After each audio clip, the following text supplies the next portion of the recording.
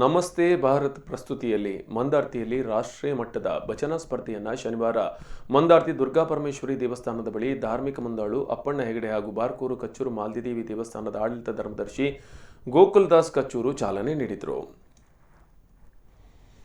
ಕುಣಿತದ ಹಲವಾರು ಭಜನಾ ತಂಡದವರು ಮತ್ತು ಮಹಿಳೆಯರ ಪೂರ್ಣಕುಂಭದೊಂದಿಗೆ ದೇವಸ್ಥಾನದಿಂದ ಹೊರಟ ಮೆರವಣಿಗೆ 3 ಕಿಲೋಮೀಟರ್ ಸಾಗಿ ಬಂದು ಭಜನೆ ನಡೆಯುವ ಶಾಲಾ ವಠಾರಕ್ಕೆ ತಲುಪಿತು. ಅಂತಾರಾಷ್ಟ್ರೀಯ ಮಟ್ಟದ 108 ಕುಣಿತ ಭಜನಾ ತಂಡಕ್ಕೆ 108 ಕುಟುಂಬಿಕರ ಸಹಕಾರದಿಂದ ಸ್ಪರ್ಧೆಯು ದೇವರತಿ, ನಾಗರತಿ, ಚಾರುರತಿ, ನೀಲರತಿ, ಮಂದಾರತಿ 5 ವೇದಿಕೆಯಲ್ಲಿ ನಡೆಯಿತು. ಸಂಜೆ 6 ಗಂಟೆಗೆ ಆರಂಭಗೊಂಡು ಬೆಳಗಿನ ತನಕ ನಡೆದ ಭಜನೆಯಲ್ಲಿ ಲಕ್ಷದಷ್ಟು ತಾಳಗಳ ಸದ್ದು ಮಂದಾರ್ತಿ ಭಾಗದಲ್ಲಿ ಅನುರಣನಗೊಂಡಿತು. ಭಾಗವಹಿಸಿದ ಪ್ರತಿ ತಂಡಕ್ಕೂ ವೇದಿಕೆಯಲ್ಲಿ ಗೌರವ ಮತ್ತು ಸ್ಮರಣಿಕೆ ನೀಡಲಾಗಿತ್ತು. ಸಹಸ್ರಾರು ಭಜನಾ ಆಸಕ್ತರು ಕಾರ್ಯಕ್ರಮವನ್ನು ವೀಕ್ಷಿಸಿದರು.